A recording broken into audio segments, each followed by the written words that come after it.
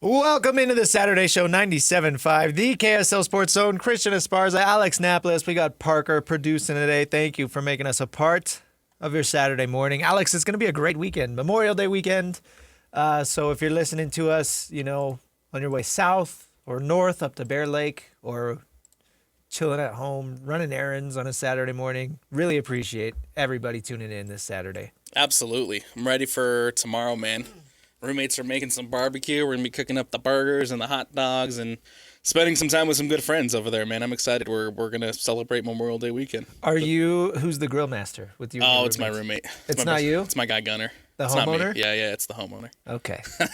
That's so we recently had a baby, my wife and I. Yeah. And bless my parents, they want to come over and see the baby all the time. And they'd come over and make food and stuff. And the first few times that they came over, they would make food. And it was a big help because, having the newborn and stuff, you're exhausted. But then I think it was last week, they came over and I'm like, I'm ready to take my grill back. I'm ready. You're ready for it. Let's have a cookout. Yeah. No doubt about it. I'm always down to grill, but it's my grill. This is the weekend to do it, man. Yeah. Yeah, you got the long weekend. I actually don't even know what I'm doing Monday. I don't know. We'll see. I just living life by the day. I'm not the grill master. No, I get it. I'm not the grill master, but I can make a mean carne asada. That's for sure. I'll probably don't make good burgers. That's a very useful skill. Yeah. I probably don't make good burgers, but I can do the carne asada. And I'd be willing to bet that your roommates can't. Probably not. Probably not. Well, it's been a fun week. A lot of, excitement around the NBA. Of course, the conference finals are underway, and I think watching them through kind of a Jazz lens has been really fun because, truthfully, Alex, we have not seen the Jazz try to win a basketball game in 4 years. Yeah. I mean, maybe a couple here and there. I remember the first game of that tanking year, the first game they played after trading Rudy and Donovan. They opened the season against the Denver Nuggets, and everybody knew how good the Nuggets were supposed to be. I think the Nuggets went on and won the championship that year, but the Jazz beat the Nuggets that game. So that's one of the memories I have of a game that they were trying to win, right? But we haven't seen that a lot over the last 4 years, especially after they traded for Jaren Jackson Jr., You have an idea of what this roster is going to look like. But even then, they were sitting him in the fourth quarter. They were sitting Lowry in the fourth quarter. We truthfully have not seen the Utah Jazz try to beat anybody. Right. So I am really curious to see how they stack up against the rest of the West. Because, this Western Conference Finals has been thrilling, right? And especially that game one, double overtime game, one of the best basketball games I've ever seen. No, I'm not sitting here trying to say that the Jazz are on that level right away. I'm just curious because we don't know. And the Jazz, actually, their roster is constructed in a very unique way. So that's all I'm trying to say is I can't wait to see when the Jazz take the training wheels off of Will Hardy and this roster. How are they going to compete against the top of the West? Well, I think they're set up in a good spot, and that's why they make that's why you make a move for Jaren Jackson Jr.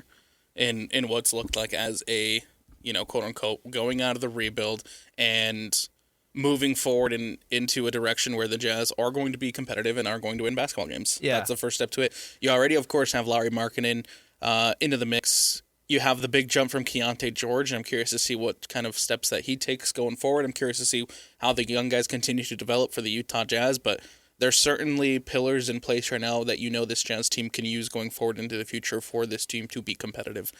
When it comes to, hey, we're going to make the playoffs. When it comes to, hey, let's win some series and make a deep run. It might not be right off the bat. It might not be, an immediate thing, but there's definitely steps they're taking to make sure that in the next 3 years, the Jazz can be in that mix and in that conversation. I think it's safe to say, obviously it depends on how the seeding goes and stuff, and sometimes things get a little wacky and injuries and whatever, but Jaren Jackson Jr., Ace Bailey, Lauri Markkanen, Keontae George, you're assuming Walker Kessler is going to be back. You're adding a number 2 overall pick into the mix. I think it's safe to say the Jazz I would expect them to win a playoff series. I mean, it's tough to say because you don't know who they're going to go up against. Like if they end up as an 8 seed and have to play Oklahoma City in the first round, okay, that's a little different. But I fully expect this Jazz team to finish, 4th or 5th in the West next year. And I definitely could see them winning a playoff series in that scenario. But we will see. But Alex, the reason I bring this up and want to talk about this is because, you watch that, particularly the game 1 where San Antonio won and Victor Wembanyama went absolutely insane. What do you have? 40 points, 41 points, 24 rebounds, and 49 minutes played in a double overtime game. Yeah. The most minutes he's ever played in his career, right? And hit a logo 3. And he hit a logo 3 to force the double overtime, right? And the narrative after that game was like, okay, it's official. Victor Wembanyama is the best player in the NBA. Yeah. And there's no doubt about it. Like when he is at his best, he is a top 3 player in the league, right? Maybe the best player in the league. And nobody can do what he does. But it's not to say that he's not a flawed player. And I think it's funny how in sports we're so desperate to find the next best thing. Right. And you see it in every sport all the time. When the Patriots were winning Super Bowls, who was going to step up and stop them? Oh, this young kid in Kansas City, Patrick Mahomes, steps up. Can't wait for the Chiefs to dethrone the Patriots. And then they do it. And how quickly did everybody get sick of the Chiefs? Because they wouldn't stop winning. Yeah. And then it's like, okay, you got to move on. Who's, are the Bills going to step up or the Bengals? Who is it? Right? And you're seeing it already in the NBA because the Everybody Thunder. loved Wemby. Yeah, well, the Thunder emerged as the next and best dynasty. Everybody loved Shea. Yeah, and everybody was like, look how cool this, they won that trade. That was the most lopsided trade in NBA history. Shea's up next. He's the face of the league. And now people can't stop talking about how Shea just draws the whistle. In just a year. Right. People got so sick of the Thunder. I'm sick of the Thunder, right? And so now you've got this player that's going to challenge the Thunder, and he is challenging them. The Thunder are up 2-1, and we can get into playoff breakdown later on in the show.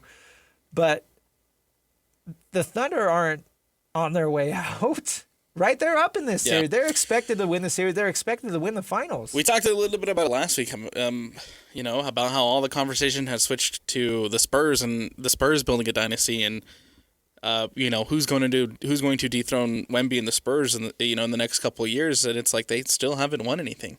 Right. They're still going through OKC, who is the team that we had this exact conversation about last season. Yes. Where who's going to dethrone the Oklahoma City Thunder because they have Chet, because they have Shea, because they have Jalen Williams, and they have a young core who's up and coming and rising. They won a championship last year. Going into the season, everyone's like, "Oh, OKC is going to run it back," and then now all of a sudden the conversation has completely changed to Wemby is going to run the NBA, and I for the most part I do think he will. But dynasty is a long stretch because they still haven't won anything. Right. And we're seeing now that it's not just Wemby, it's the Spurs. They're still young. They still need to figure some stuff out. But since Dylan Harper went out, and who else are they? Oh, Fox. And since Fox are out, you can see that there are deficiencies with this Spurs team. 1,000%. And where, everyone's talking about the dynasty and everyone's talking about this generational run that Wembanyama's going to go on. Yeah. But it still hasn't happened. Talking about a dynasty before they've even made the before finals. before they even win anything. Well, and it's funny you use the phrase "run the league," right? Nobody's ran the league in 10 years. I'd argue like Miami LeBron was the last player to truly run the league, and I know maybe like even Steph and the Warriors. I wouldn't say Steph ran the league. There were years where they were the overwhelming favorite to win, and they definitely had a true dynasty. But even then, it never felt like the Warriors, quote unquote, ran the league. Yeah. Maybe that 1 year with Kevin Durant. Yeah, when they won. I think just LeBron would probably ran the league. But because you had the years where him and Miami had that incredible run, right? That super team with Dwayne Wade and Bosh, and then he goes up to Cleveland, and even then, maybe they didn't win as much that they probably wanted to. LeBron probably obviously didn't win as much as he wanted to on that second stint with the Cleveland Cavaliers, but they were still inevitable, and you saw that with 3 straight final appearances against the Golden State Warriors. Yeah, and that was a really fun. So that's the last time anybody. So I would say I would say LeBron ran the NBA, but I don't know if Cleveland or Golden State I would say that they ran the league, but definitely LeBron. LeBron did. We've had 8 different champions in the last 8 right, years. and I think that's a great thing. And that's a great thing. And maybe the Thunder ruined that by going back to back this year. We will see. I mean, there's still a lot of basketball left to be played, but the point is, there's no such thing as a face of the NBA right now. And that's a good thing. I'm with you. At least for parity's sake. Maybe the NBA does need somebody to step in and become the face, and maybe that is going to be Wembanyama. But it's just funny being on social media and watching people overreact to this. Like, how are the Jazz going to construct their roster to stop Victor Wembanyama? Like, give me a break. You think that when, the Jazz front office, Austin Ainge, Danny Ainge, and Justin Zanuck, when they sit down and say, okay, where are the holes in this roster? You think their main goal is to stop Victor Wembanyama? Because I can tell you that's not how rosters are constructed. Right. Now, you do kind of have to keep it in mind, right? Because he is such a unique player and you are in the Western Conference and you want to be able to stop him. You don't want to become some of these other teams like that just have no answer. But the good thing for the Jazz is they do. And this is why I brought that up earlier. The Jazz have a very unique roster build in the fact that they're going to have Lowry and Jaren Jackson Jr. for sure at the 3 and 4. And presumably bringing Walker Kessler back. Lowry and Walker are 7 feet tall. Jaren Jackson Jr. is 6'10", and outside of that, he is big and strong. Then you put in potentially Ace Bailey at the 2, or maybe Darren Peterson at the 2. Not quite as long as Ace Bailey, but Ace Bailey's 6'10", right? Yeah.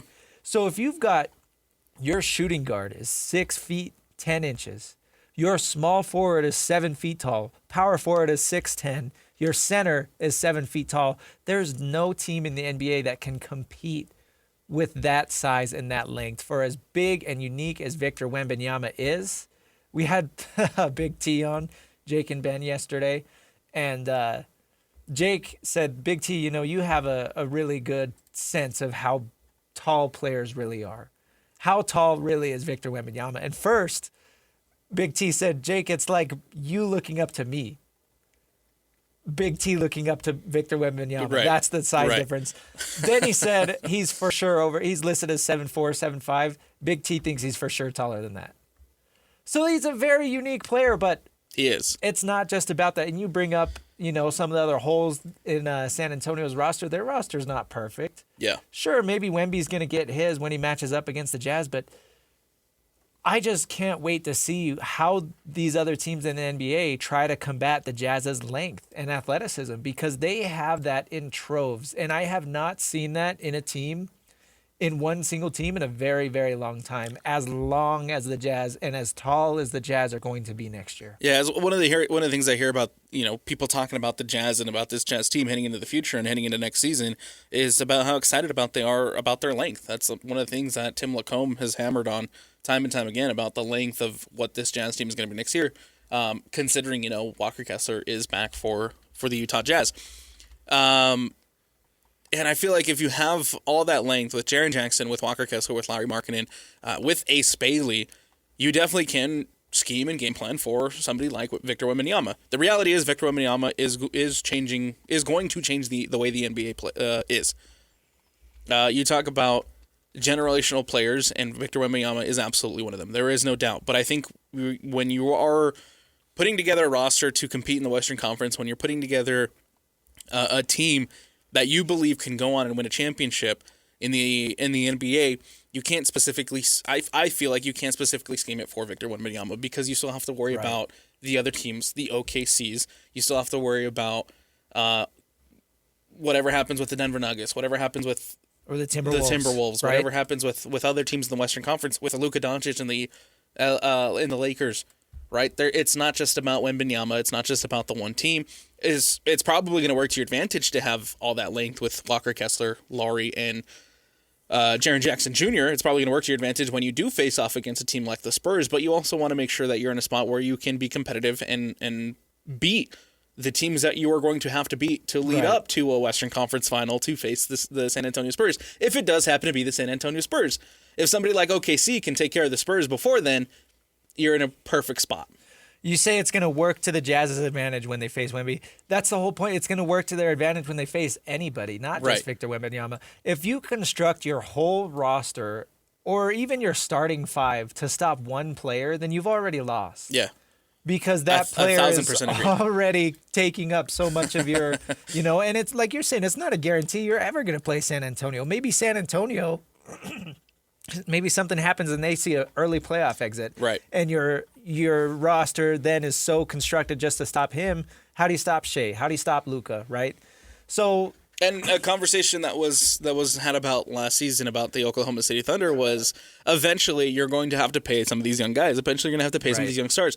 And if, with the second apron and the way the CBA set up, that gets really hard. So eventually the Spurs are going to be in the same situation where the questions are going to be asked, can we pay a Stephon Castle? Can we pay a Dylan Harper?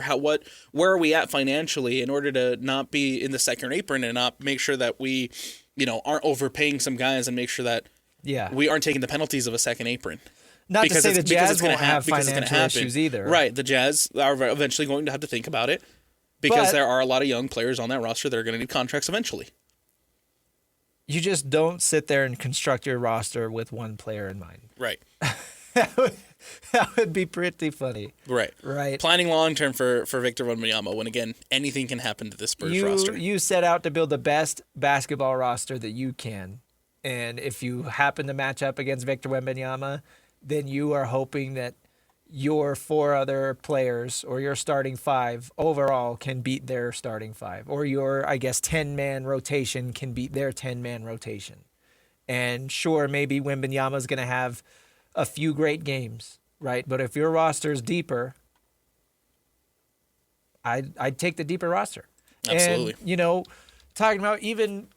We'll talk more Knicks Cavs later, but Josh Hart won the game Thursday night for the Knicks. He had a phenomenal game. Josh Hart isn't one of their quote unquote star players. He's a very, very good role player who does his job. And so, when you get to playoff basketball, it's not just about your best player or your second best player. It's about how good the rest of your team is and can these players do their job. So I just think it's funny, dude, when people overreact and the Jazz need to get a stretch five who can shoot threes because that's what Victor Wembanyama does. Okay. The Jazz are, the Jazz have something going. The Jazz have a plan with this roster. Right. And to be honest with you, Walker Kessler is that final piece. And as a restricted free agent, I do like the Jazz's chances of bringing him back. You never know what's going to happen if somebody offers a ridiculous contract just because they know the Jazz can't match. Maybe the Jazz do end up losing him, but next to Lowry and Jaren Jackson Jr., to complete those bigs, you need a rim protector, and that's Walker Kessler. Absolutely. And to be honest, I couldn't care less about whether your center steps out and shoot threes. That doesn't matter to me in the slightest, especially because you've got Keontae, you've got Lowry, and you've got Jaren Jackson Jr., who can all hit the three. Yeah. And whether that two is Ace Bailey or Darren Peterson or AJ DeBonsa, they're not too shabby as shooters either, especially DP, right? So it's just, you don't need your own version of Victor Wembanyama. You don't. Because you're not going to get it. No, you don't. You're not because he's one of one. Earlier in the week, Scotty G compared him to Shaq and how Shaq changed the game, and Wemby's going to be right there, and I 1,000% agree. But I had this conversation with Parker while you were out on your baby sabbatical, and I talked about how all the eggs right now are in Walker Kessler's basket. The Jazz are going to put all their eggs into the Walker Kessler basket, and I think they should. Yeah. Obviously, there's no guarantee on how he's going to be when he returns after essentially not playing this entire season, right? I think he only played 4 or 5 games this year. The question is, how does he look when he returns? But to me, Walker Kessler is a massive missing piece to a successful Jazz team. One of the biggest questions I have for this Jazz team is how good they can be defensively heading into next season when they are trying to win games, because this year the defense was not great to watch. It was not fun to watch, and it was pretty bad at moments. There was games where the Jazz would score 129 and then the other team scored 140. So defensively, you have to be better. How much of that is on purpose? I know, but still, you have to be better defensively. Keontae George, I think, has to take steps defensively. There's other younger guys and players on the roster that I think have to take some defensive steps. But when you have Jaren Jackson Jr. and Walker Kessler, who is proven that he can be a really good rim protector and a solid defender in the NBA, then I think that you're in a really great spot. And again, it's going to help you defend guys like Wemby, guys like Shai Gilgeous-Alexander, and the other teams in the Western Conference who are in the same position where they want to compete and go on and win an NBA championship. It's going to be a crazy few days when that restricted free agency starts because, again, like I brought up earlier and like you're saying, you like the Jazz's chances to bring back Walker, but there's always like in the back of your mind, what if the Lakers get crazy? Yeah, what if? What if one of these other teams how many times and how many seasons now have we gone where the national media and the national pundits are putting out trade rumors and Walker Kessler to the Lakers, and trade hypotheticals for Walker Kessler going to the Los Angeles Lakers. It happens every season. It happens all the time. It probably didn't happen this season because he is out injured, but if he was out there playing, I wouldn't doubt that the pundits out there would put the trade hypotheticals for Walker Kessler again because they do it every year.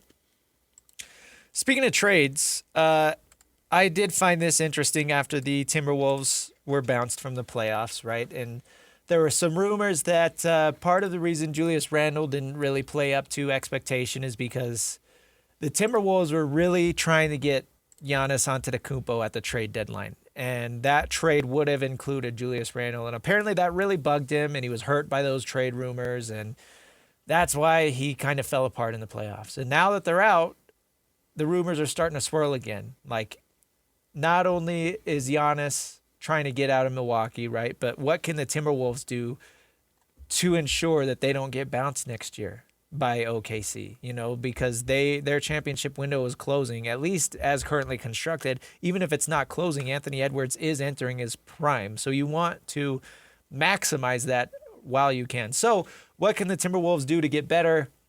If Milwaukee really does want to, or if Giannis really does want out of Milwaukee, will the Timberwolves be involved? And partially to make salaries work, Minnesota might have to move on from Rudy Gobert. And I saw a lot of Jazz fans saying that they'd be interested in bringing Rudy Gobert back. What are your thoughts on that? No. You're as far as the Jazz, you can't have Kessler and Gobert. Yeah. As far as, trying to get him back with the Utah Jazz, I think that ship has sailed. So if, let's say, just for, this hypothetical, let's say that the Lakers sign Walker Kessler to $35 million a year and the Jazz don't want to match. Do you think they would pivot and say, okay, let's bring Rudy back to be our rim protector? Because you need a rim protector next to Jaren Jackson Jr. You can't have him playing center. For as much as it feels like all the eggs are in Walker Kessler's basket, and again, I feel like they should, and it's warranted that they should be, they need to have a backup plan. In case of the worst case scenario, I know they do, and I know they have a backup plan. I know they do. I am curious to what it is. I'm totally curious with too. you. I'm curious too to what it is, but you need to have a backup plan that you feel confident in the case that Walker Kessler does end up not returning to the Utah Jazz, because that possibility is out there.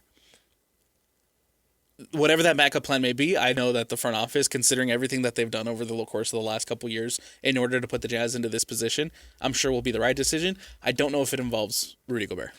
Rudy Gobert makes $36.5 million next year, and then he has a player option for 27-28, and that player option's worth $38 million. Yeah. So if people are drawing the line at $35 million for Walker Kessler, of course the Jazz haven't really said what their line in the sand is going to be. But you can assume, right, with Triple J and Lauri Markkanen both making around $50 million next year, you don't want to be paying a center, especially kind of a rim protector center in Walker Kessler. You don't want to be paying him anything close to 40, right? So they're saying, maybe that 30 to 35 million is the max that you'd want to pay for Walker Kessler. Right now, Rudy Gobert is making more than that, and Rudy Gobert is older.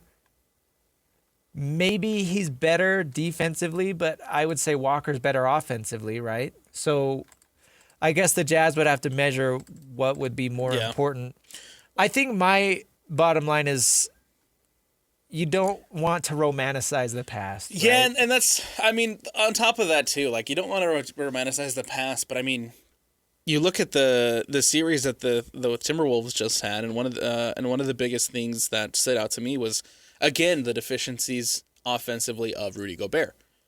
And I think in this era where we were just talking about, where you want to be able to go toe to toe with Wembanyama, and you want to be able to go toe to toe with the Spurs and Oklahoma City Thunder, I think you want more of the archetype of Walker Kessler, who can get you a lot more offensively than a Rudy Gobert.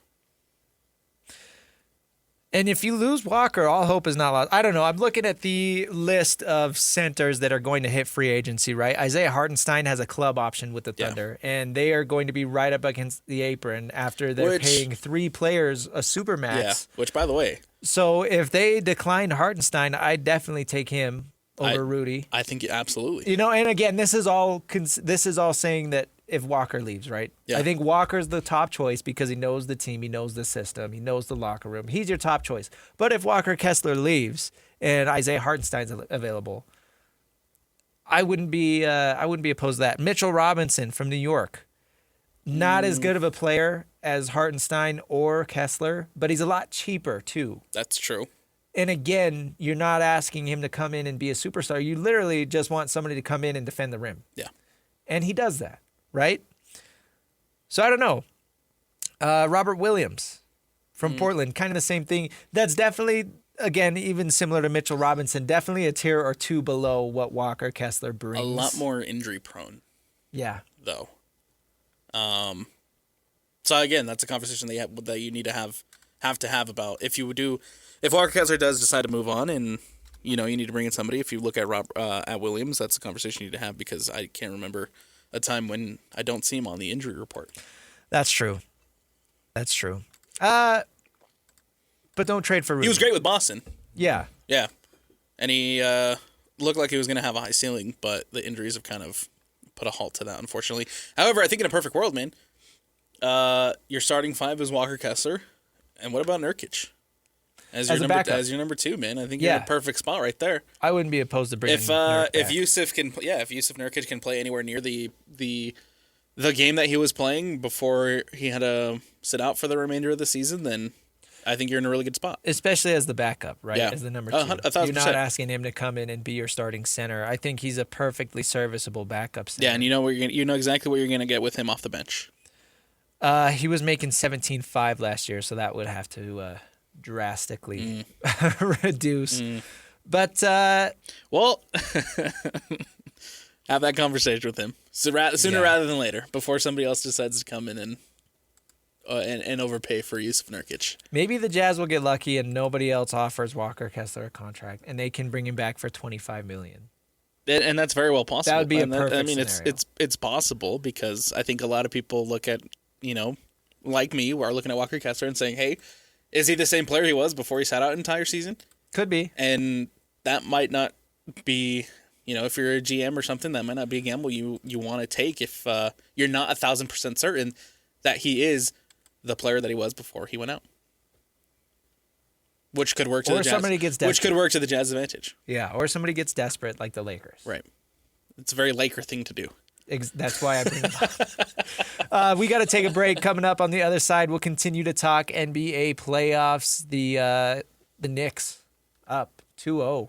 Are the Cavs in trouble? Is Donovan Mitchell in trouble? We'll get to that next. Stick with us. It's the Saturday Show, 97.5, the KSL Sports Zone.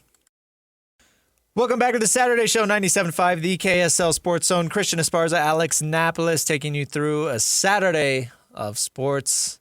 Alex, the conference finals kind of heating up. The West have been really fun. OKC leads that series 2-1. They won last night. Cavaliers-Knicks, Game 3 is tonight. New York is up 2-0 currently in the series. Where do you want to start first? You want to start Spurs-Thunder or talk...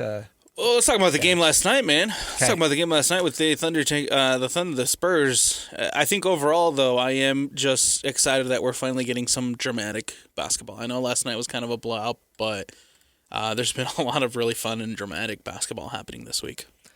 Well, you brought it up earlier. The Spurs, for as good as Wemby has been, still struggling with injuries. De'Aaron Fox and Dylan Harper they were banged up. Harper only played 17 minutes last night. So clearly not doing not 100%. And then OKC even with Jalen Williams, right? He was ruled out with his hamstring strain. You've seen at times in this series that has started to flare up a little bit. So it is unfortunate. You'd like to see both of these teams at 100%, but right. What do you think about the move? Speaking of that guard rotation for San Antonio, what do you think of De'Aaron Fox being moved back into the starting lineup again? If Dylan Harper's not 100%, and I mean if he can only play less than 20 minutes a game, then you got to do what you got to do. But I really like the way the Spurs play with De'Aaron Fox not on the floor. But he played 31 minutes last night. And he wasn't bad. I mean, 7 of 14 shooting. He had 6 assists, and he had 4 turnovers. So it's very De'Aaron Fox, right? First game back this series, right? Yeah. Didn't play the opening 2 games. And he was 1 of 6 from 3, though. That's terrible. Yeah. Not a great 3-point shooter, 16%. And then had 15 points. So, I mean, an okay return for Fox. But I think you're right. I've liked what I've seen from the Spurs without him on the floor, which is Dylan Harper's played really well. Yeah, it's something that, I think heading into the NBA playoffs, I don't know if I would have said about De'Aaron Fox, but here we are. Yeah, I think they're going to try and find a way out of De'Aaron Fox as soon as they can. Well, no matter what happens in this series, having Steph Castle and Dylan Harper as your go-to guards, I think that is just fine enough. And I think you'll be in a much better spot, down the line than you would be with De'Aaron Fox. Did you see that somebody went through and charted all of the times that Shai Gilgeous-Alexander falls down? No, I did not. You didn't see this? No, I did not. Oh, you've been really busy calling high school soccer. Congrats to all the state champions this absolutely. week. By the way, a lot of fun soccer played over the last few days. But somebody on Twitter, I apologies, I can't remember the account that did it, but somebody went back and charted on all of Shai Gilgeous-Alexander's shot attempts, how many times he falls down. And it was like, I want to say it was like a quarter of the time, which is, nobody should spend that much time on the floor. What's been the conversation towards Oklahoma City for every team that has played Oklahoma City so far in this playoff series? It has been the complaints about the whistles. It has been complaints about... Always. I mean, he had 12 SGA free throw attempts last night. That's not egregious, but that's way more than, let's see, anybody else on his team. But what's funny, the Spurs had Steph Castle shot more free throws, and Wemby shot 10. Of the 224 shots that Shai Gilgeous-Alexander has taken, he's fallen on 39 of them. 17%. 17%, yeah. Yeah, I just found the thing you were talking about. Which is frustrating because, honestly, Shai is the most talented player in the league right now. Yeah. I feel comfortable saying he's the best player in the NBA. But that's when it gets frustrating, is when he's doing all this stuff that he just doesn't need to be doing. And again, like 12 free throws last night, that's not an egregious number. That's not bad. Any ball-dominant guard that's aggressive driving towards the rim is going to be shooting. Again, like I said, Steph Castle shot 14, right? So it's not that big of a deal last night, but you see it in other games where that just becomes the narrative. And I honestly, I haven't really had a problem. Well, Hartenstein got a little grabby with Wemby in game 2, right? Outside of that, though, this series maybe it doesn't feel like Shai has been living on the whistle. And to be honest with you, Alex, that's what I want to see from him. I want to see him show why he's the MVP, back-to-back MVP. I don't want it to be just a free throws. I know he's talented. I want to go out there and see him with the balance and the ball control and the shot making and the shot creation. He still shoots the mid-range and he's so good at it. Like, show me why you're so talented instead of just getting to the line and shooting free throws. Right. And 6 for 17 yesterday for Shai Gilgeous-Alexander. Only 2 for 4. But I think where he excels the most is when he's slashing towards the basket and not drawing the whistle and actually playing through the contact instead of having to go through the free throw line. That's where I want to see Shai, and I think that's where the Oklahoma City Thunder fans want to see Shai, rather than him just consistently going to the free throw line. Yeah, right. Chet Holmgren, another player that he was so disappointing in game 1 especially. Game 2, a little underwhelming. Game 3, he had to step up with J-Dub out. He only finished with 14 points, but he was efficient. He was 5 of 7, right? Still not sniffing the glass, 3 rebounds. He only had 1 assist. So what is he doing out there on offense? He took 7 shots. 7 shots from your number 2 overall pick, who you're paying a supermax deal, and he only takes 7 shots, and your third star is out. I've honestly, if this series has proven anything to me outside of Victor Wembanyama kind of announcing himself as, the next big thing, I've been so disappointed with Chet Holmgren. Yeah. It's been fun watching NBA Twitter kind of go after Chet a little bit. He stinks. Yeah, it's been fun watching the highlights of him trying to defend Wemby. And Trying. Yeah, trying is the key word. I think in that game, too, specifically, Isaiah Hartenstein looked a lot better defending Wemby than Chet did. Well, Chet bugs me because he's soft. He's the softest 7-footer on planet Earth. Yeah. In game 1, he got blocked it was either in the first overtime or second overtime. It was a crucial possession. Yep. He got blocked by Devin Vassell. 6'5", Devin Vassell blocked 7-1 Chet Holmgren. He had as far as Chet goes and his blocks, he had a big block on in overtime on Monday, didn't he? If I remember right. He's a fine defensive player, and I would expect him to get blocks if he's so long. Yeah, he can get it. He made the first defensive All NBA team, right? Right. What I'm going with here is like he can get it done. We saw him do it against the Lakers last series. We've seen him do it in the regular season, but so far in his his quest of trying to stop Victor Wembanyama, he has not looked good. Well, I love that you bring that up. It's very, very clear that there's something going on between them, like some sort of rivalry. Oh, yeah. And right now, Wemby's dominating, at least just the rivalry between those two. And I guess ultimately, sure, if Chet's team wins the series, that's what matters most. But exactly. Honestly, Victor Wembanyama has been embarrassing Chet Holmgren. I would 1,000% agree. Especially with Jalen Williams out, like, you've got to play better. Jared McCain stepped up and he shot 21 times. He actually led the Thunder in shot attempts, right? Off the bench, 27 minutes. You can talk about how horrible of a trade that was for Philly. That never made sense to me. But here are some other players. Cason Wallace had 8 shot attempts. That's more than Chet. Alex Caruso had 7 shot attempts. And then the other Jalen Williams that barely plays, he also had 7 shot attempts, the same as Chet. So that's 4 players taking way more shots than they deserve. Yeah. I guess Caruso had a good game 1, but I don't know. You're paying this dude. He's one of the highest paid players in the league next year, and he's shooting the ball 7 times. I think, we talked about depth earlier and how important the depth is, and you're seeing that I think a lot with this Oklahoma City and San Antonio Spurs series so far. Because you look at the bench points and you just look at the massive discrepancies. Obviously, a lot of their starters play a large chunk of the minutes. But when you have to rotate in guys and allow players to come in to try to get some good play from your depth, I think that's where the Spurs are really, really struggling. Yeah. Their highest scorer off the bench was Dylan Harper with 6. Again, they're not there yet. Yeah. Like we brought it up in the first segment. They're just not. Oklahoma City built this team based off of, number one, getting extremely lucky with Shea. They've made some really good trades. Don't get it twisted. Like, at face value, even when it was made, when they traded away Paul George and the package that they got that included Shea, who was coming off of an impressive rookie season with the Clippers, that was a great trade initially.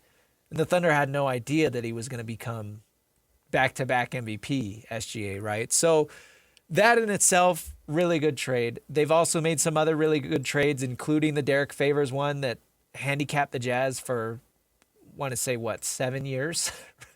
Yes, yep. That hung over Utah's head for so long, and that was such a good move by OKC. And all these other trades that they make, and then they had a couple seasons where they move up in the lottery again. They selected Chet Holmgren, number 2 overall. So this roster was a long time in the making. And then they drafted well and made some good signings. And the Alex Caruso trade was really good. Obviously, Lou Dort, undrafted free agent. Cason Wallace, A.J. Mitchell, some of these other draft picks are true hits. Right. So it's been It almost hasn't been done before, what the Thunder have done the last 5 years as far as their moves in the front office. It's unprecedented. And the Spurs, yeah, they got incredibly lucky moving all the way up to 1 in the Wemby draft.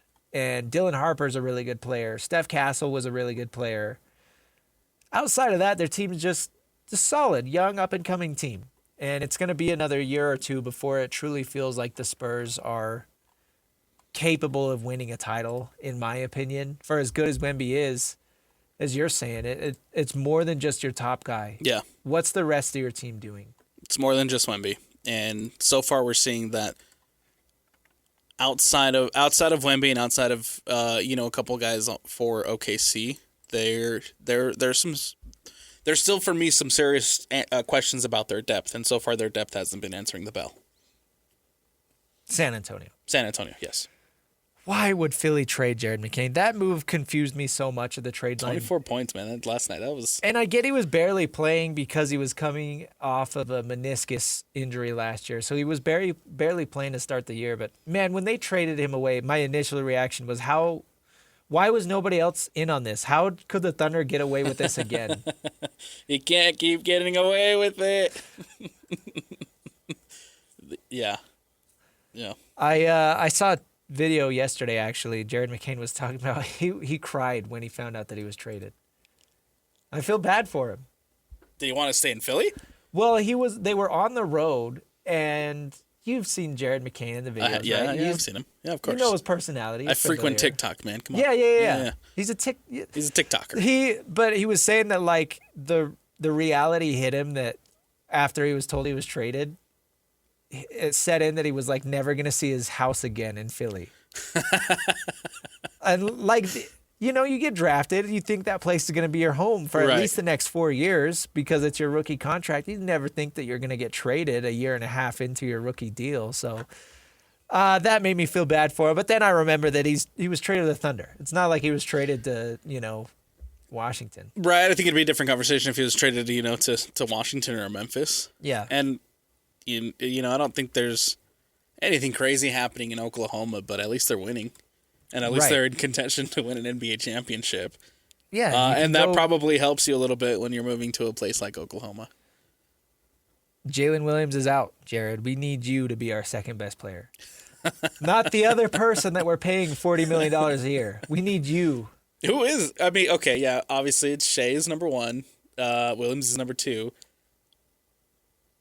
I don't know if I'm... That's what I'm saying. It's supposed to be Chet. I don't know if I'm comfortable saying it's Chet. Why are they paying him so much money? What they need to do, honestly, Alex, speaking of Giannis trade rumors, they need to package Chet in a Giannis trade. Because if you're going to be paying a lot of money to somebody, you might as well make it worth it. That sounds enticing, but I don't know if I want Giannis Antetokounmpo to end up with the Oklahoma City Thunder. I'm not, from a fan of the NBA, I'd like somebody else to win. And I mean, just from the Jazz perspective, I don't know if you want I'm just saying Giannis Antetokounmpo. I guess from the Thunder side of things, you're paying $41 million a year to this player who is incredibly soft and doesn't want to step up when they need him to. Right. So make that money worthwhile. Yeah. Put him in a package. And you can probably extend your dynasty window a little bit with Giannis Antetokounmpo. Let's take a break, Alex. Coming up next, we'll hit technical fouls. We've got a very historical event this weekend. We're going to talk about that in technical fouls. Stick with us. It's the Saturday Show, 97.5, the KSL Sports Zone. Welcome back to the Saturday Show, 97.5, the KSL Sports Zone. Christian Esparza, Alex Napoles. Thank you for making us a part of your Saturday morning. Alex, it's not only Memorial Weekend, but today is a very important day in human history. Why is it a very important day in human history today, Christian? Well, today is the inaugural Enhanced Games. I wasn't aware this was a thing before we had this conversation. Founded by Australian businessman Aaron D'Souza, it plans to allow athletes to use performance-enhancing substances without being subject to drug tests. It is FDA approved, and they are under constant medical supervision, so they're not just shooting up who knows what. But I guess the first event is tomorrow, so it's technically not today, but it's this weekend. That's why I want to talk about it. It's the Olympics on steroids, quite literally. This is the first. I don't tune into enhanced games. This is the first time I've ever really heard of the enhanced games, and now that we've talked about it, it's popping up all over my Twitter feed. And I'm looking into your Twitter's listening. Yeah, Twitter's listening, and I'm reading this story about a swimmer who is on some PEDs, getting ready for the enhanced games. Yeah, that swimmer's huge. Yeah. You can see his back from his front. He got jacked. He wasn't jacked before.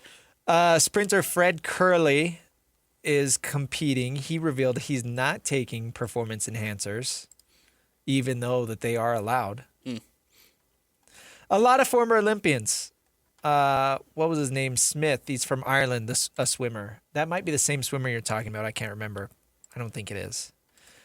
But this is. What do you think about this, Alex? What do you think about an event where they? I don't know if they encourage it, but they at least allow. Are they encouraging steroid use by allowing it? Yes. I guess you can say they're encouraging it. Yeah. In a way, you're kind of putting on these games and saying, "Hey, look, we're taking some of." Possibly taking some PEDs, probably taking some steroids, and we're fine. We're competing. James the Missile Magnuson. Yeah. That's the swimmer you're seeing. Yes. Yep. James the Missile Magnuson. It's a great name. Yeah. Fantastic name. But, yeah, I think that this just encourages... Do you don't think it's funny? No, it's a little funny. Well, they say it's regulated. Like there's people they're doing checkups every week. I guess if it's being regulated, you're being safe. Then whatever regulated means, right? Yeah, whatever that looks like. But it has been a running joke on social media the last few years. Like, oh, let's have an Olympic event where they let people take steroids and truly see like how far humans can go. So I guess we'll see. And we'll see. Hopefully not, but I guess we'll Live see. from Las Vegas on May 24th. This is straight from their website. History in the Making, a new global sports competition where elite athletes push the limits of human performance. I'm pulling up the list of athletes.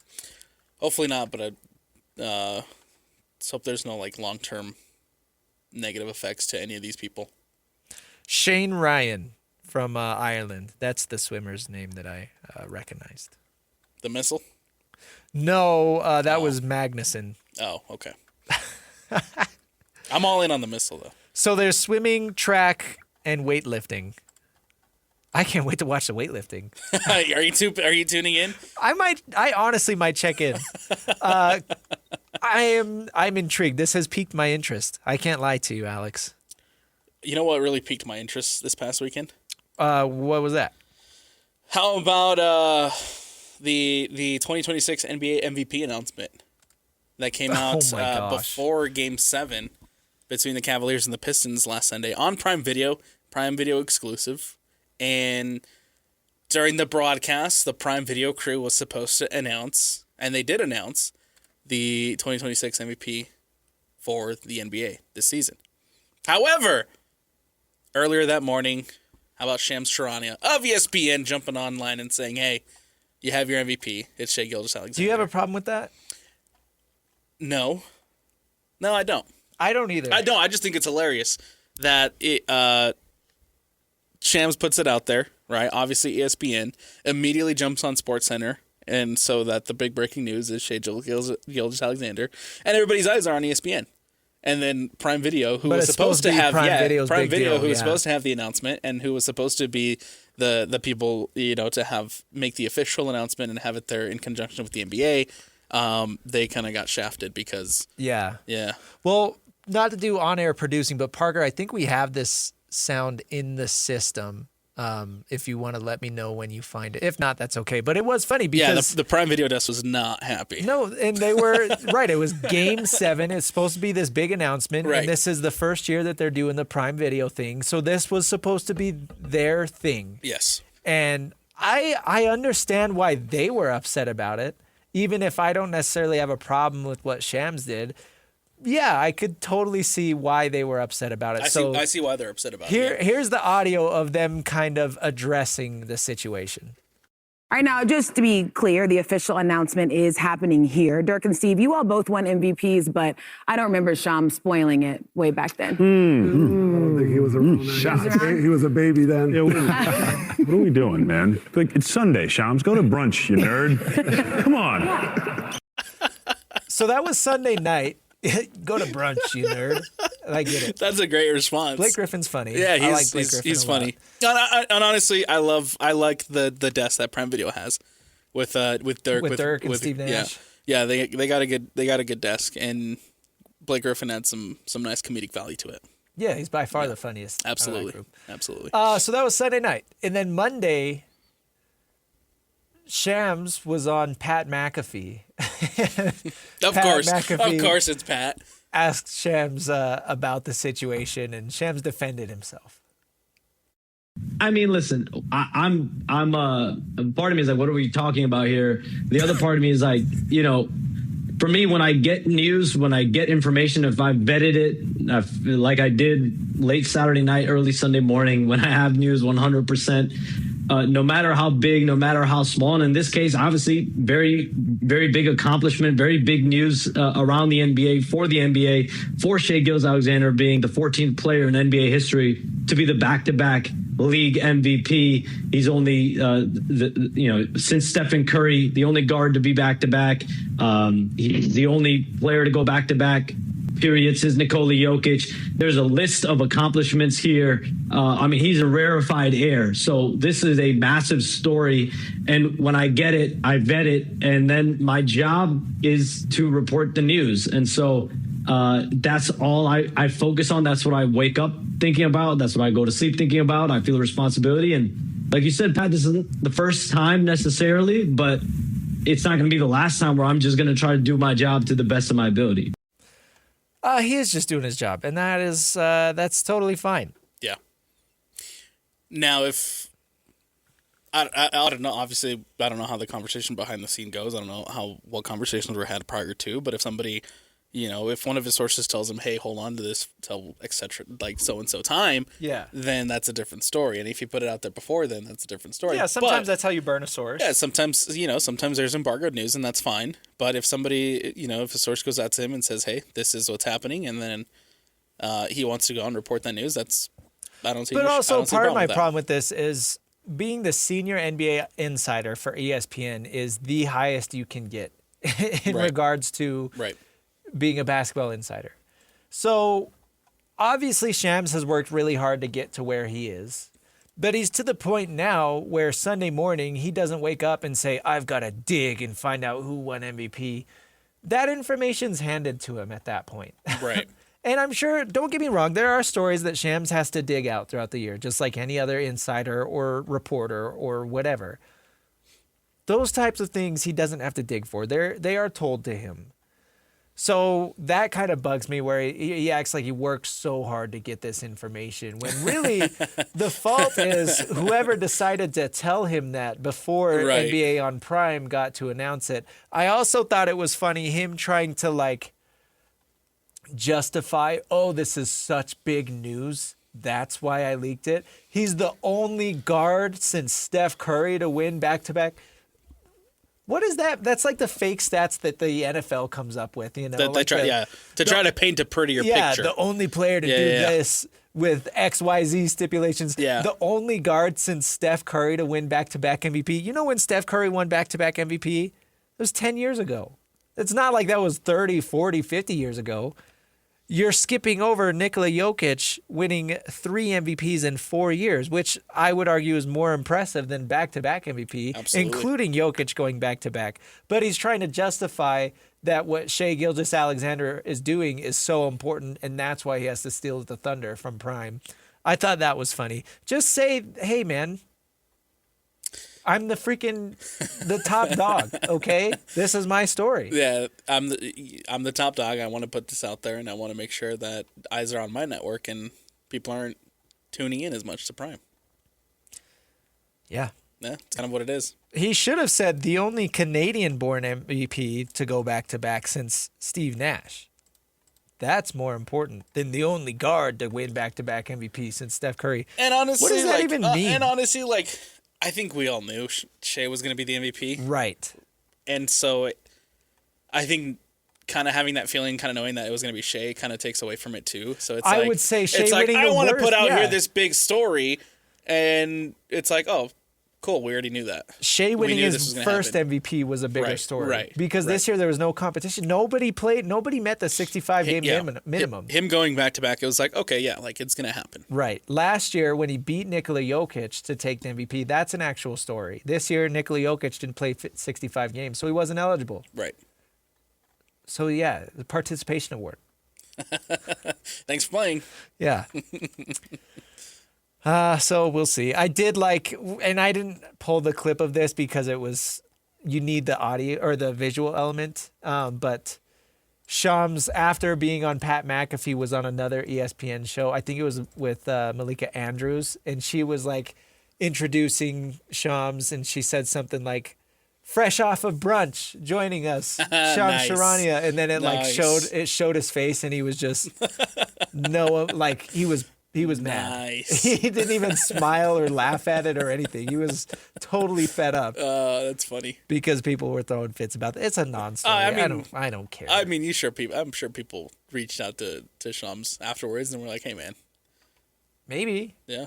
I have a bigger problem when they tip draft picks. Oh. I don't like that. Yeah, that's the worst. When Schefter's doing a play-by-play of the NFL draft Yeah. 30 seconds before the commissioner walks on stage. Yeah, I don't Yeah. like that. I have a bigger problem with that. Yeah, that one's annoying.